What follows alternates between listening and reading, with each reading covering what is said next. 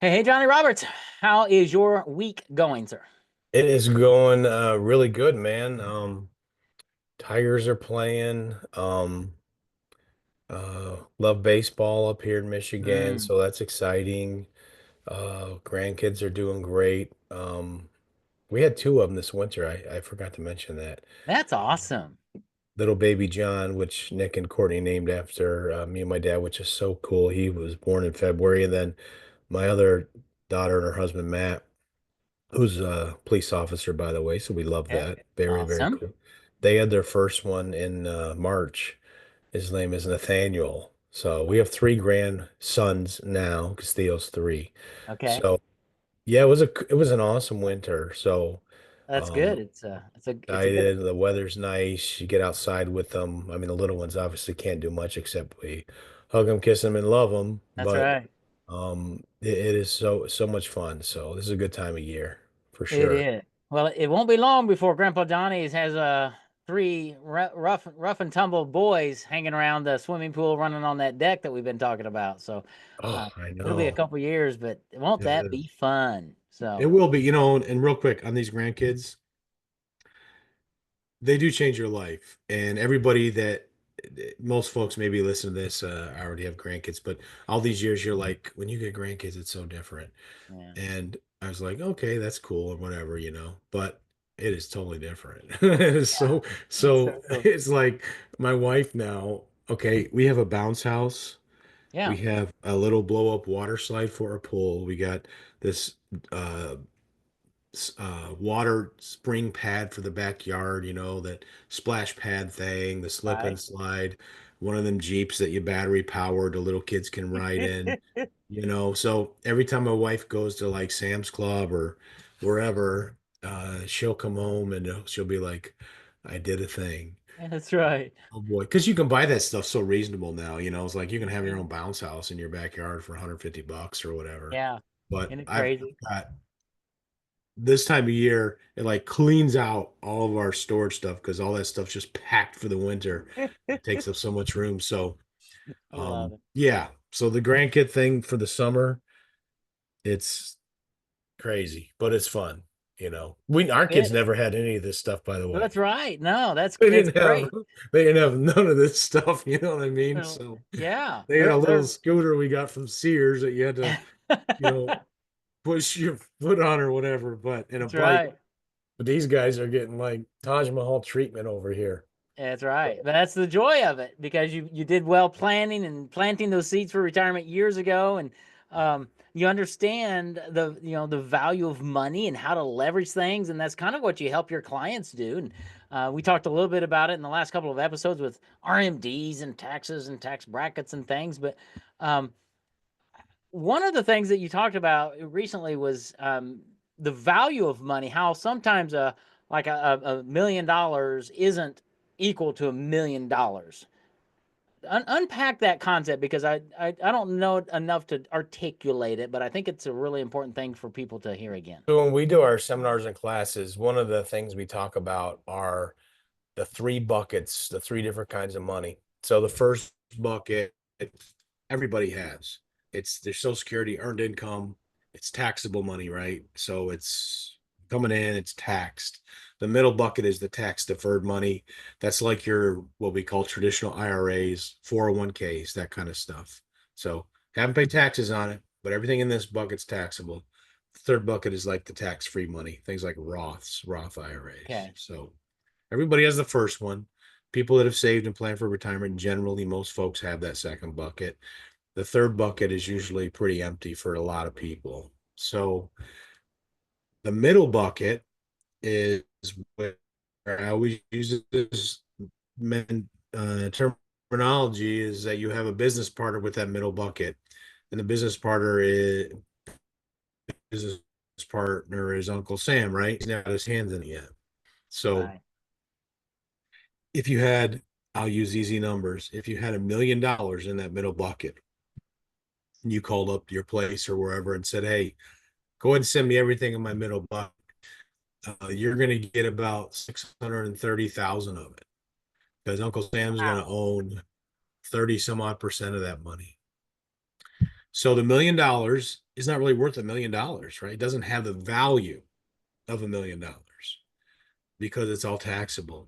Where that Right. third bucket, if you have like $850,000 in that bucket, and you Okay. call up your place or wherever and say, hey, send me everything in my third bucket, you're going to get $850,000. Mm-hmm. So the value of the third bucket is always equal to whatever's in there. Okay. Value of the middle bucket is not equal to what's in there as far as spending power, what it's actually worth. Okay. Right. So, um, an objective for most folks, or we try to help, is can we take some of the money in the middle bucket and begin to help fill up that third bucket some to make long-term planning and your money more valuable down the road? So that's Mm. one aspect of making your money more valuable, the types of money you have. Okay. Okay. Yeah. Another aspect of it is when you're doing planning, and like we talked about last week with like an IRA, me and my wife are married. Say I have a $500,000 in an IRA. We're married filing joint taxes and we're taking out $20,000 out of that IRA. That's taxed at a certain bracket because we're taxed married filing jointly. Right. I'm gone. My wife now is getting that IRA. She still has to take out her distributions because we're 73. Well, Mm-hmm. instead of married filing jointly, she's now filing single. Right. So if you ever look at tax brackets or whatever, you know that the single brackets aren't as aren't as big. In other words, um, this year, 12,000 to 96,000 approximately. I'm sorry, 22,000 to 96,000 for a married couple Mm-hmm. is 12%. For a single person, it ends at like 50 some odd thousand is Wow. 12%. And after that 50 or so, the bracket increases. Yeah. So if her income is still $80,000 a year that Uh-huh. she still needs, because remember, if you're both getting Social Security, she's losing one of those. The highest one stays. So if my Social Security is more than my wife's, say if I make 3,000, she makes 2,000, right away she's losing $24,000 of income. So if we're used to that lifestyle, now she has to take more money out of that IRA maybe to Yeah. keep the lifestyle that we have created together, Mm-hmm. which means her taxable amount is higher. So the value of that money is not as valuable it was when I was alive and we were married, Right. right? That's So crazy. those are things that are like, I know it's kind of deep and a lot to think about, but if you're married, those are things that you should think about or learn about and try to prepare for, you know, Yeah. um, as you get older. Well, and the thing that hit me is, and you mentioned this a couple episodes ago. You had a client come in, or you were talking to somebody, and they said, we've got a financial advisor guy, but he's never talked to us about this. And so, if you're listening to this, I guess my question to you is, has anybody talked to you about this? Because a lot of financial advisors who help you get to retirement do a great job getting you there, but they don't talk about all this stuff that you're talking about that has such huge ramifications on income and in retirement. Oh, absolutely. And most folks that come sit with us, and I'm not slamming anything to do with financial, but we have one that works with us on our team, of course, that focuses on that. Most part about financial planning really is figuring out what to do with the middle bucket, managing that, making sure it does well and all that kind of stuff, and maybe help a little bit with the first bucket. But that's kind of like how do I make this bucket as big as possible and this and that. Yeah. But that isn't about retirement. That isn't about protecting the spouse. I mean, think about the concept of once again, I'm gone. Christy's here. She's got this money. She has to take more out now. Her taxes are higher. So, like an example I used last week is if I'm taking money, what if I use some of that money while I'm alive to purchase a life insurance policy on me and her if she has an Mhm. IRA too?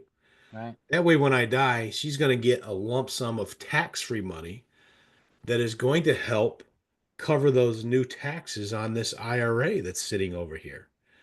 So now it makes that IRA worth a little bit more more equal to what it was before, because instead of her losing more of it with taxes, we have created another pot of money that is going to make the money worth more.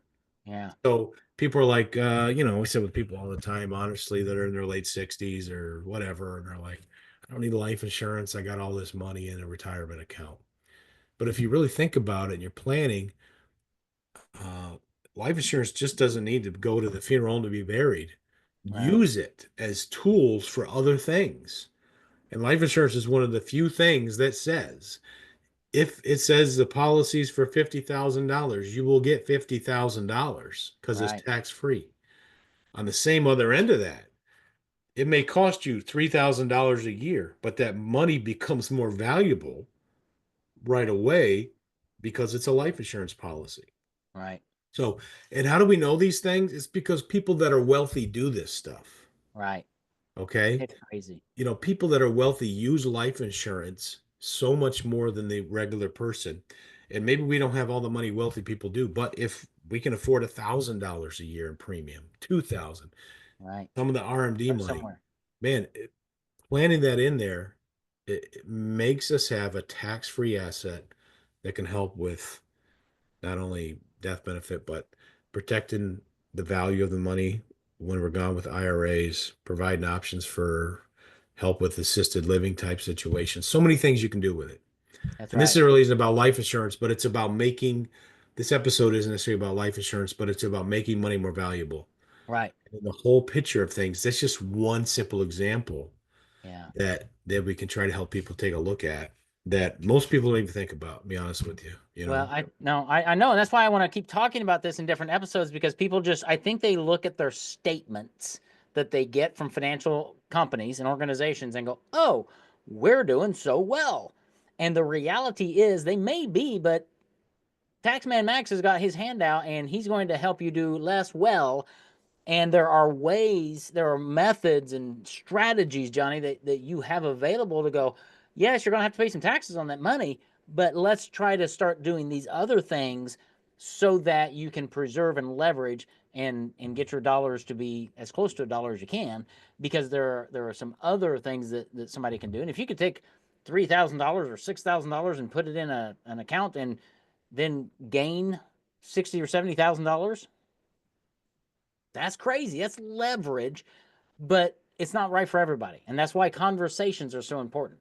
And that's why when you sit down with somebody, hopefully they've read your Amazon best-selling book, Retire at New Heights, and they understand all this, but they come to understand who you are, and they get to see pictures of your three grandkids, and they Oh, just they hang out and they understand that there's a lot more to retirement than saying, here's what my statement says. I'm going to divide that by 20 and live for 20 years, and here we go. It's just not that simple. There's so many different factors that you have to look at that get just really overwhelming for people like me who aren't in it. no, it's so I like how you said looking at statements, because there are people that they are statement retirees. Like Mm, their whole retirement plan is based on what they see every quarter, every year, or whatever, because that's all there is to it. But that is not a retirement plan. You know what I mean? That right, is not what's going to cover all these different aspects. And the mentality you got to switch is kind of like this stuff. Well, Johnny, it sounds like you got to buy this, you got to spend money on this. If your mindset is this stuff, like the insurance or different products that are out there to help with your retirement, if you have the mindset of like, I'm spending money on that stuff, you've already lost the battle.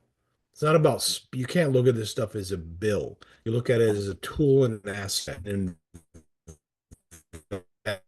investment into different areas of your life for tool that it is. It's not like I would be, I'm right, spending money on this insurance plan. No, that's an investment part of my plan overall, that's right. It's going retirement to pay plan. back. So your mindset's kind of got to change about that, and kind of open up to be like, I'm not just spending money here. That's not what this is. This is Right, I'm not just purchasing a product, right. I'm doing a plan here to make my money worth more than what it is currently and That's right. increasing value. And that's called an investment. When you put a dollar in and you get more than a dollar back, that's an investment. And that's Hmm. what you help people do, right? To retire at new heights.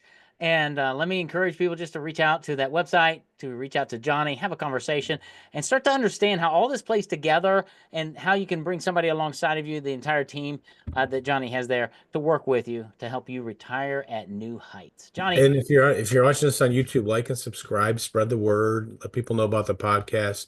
Like we do I tell everybody every week, it's, what do we, Mike, 12, 15 minutes or whatever, but we right, really have fun with it.